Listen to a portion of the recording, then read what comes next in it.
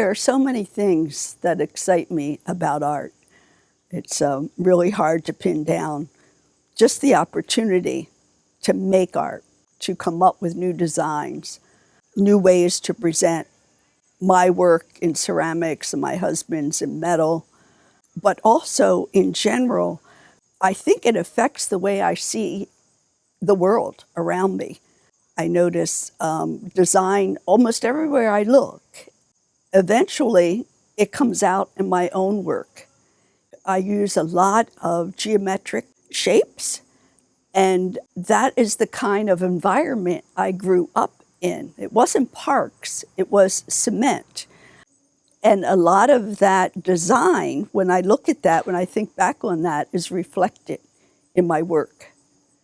He has done metal work for years and years, long before I ever started. I would say at least 10 years ago, if not longer, he said to me one day, "Why don't we combine our art in pieces?"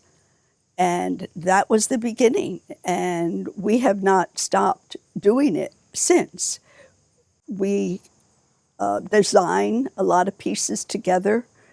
We collaborate on what we think looks best or how we should approach it, and we go back and forth and end up, coming to a decision that we're both happy with in most parts, most times. We really love the reaction people have to the uniqueness of our combination art. We often get comments about those. This piece is called Love.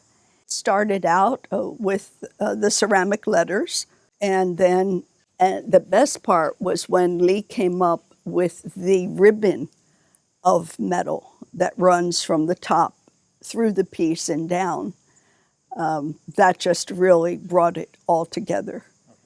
We call this piece amalgam, and the reason for that, as you can see, is it has layers of materials. Starting with Lee's metal base, it goes up from there, ceramic, metal again, ceramic, and the best part about it is it moves. Just the whole thing is just so great.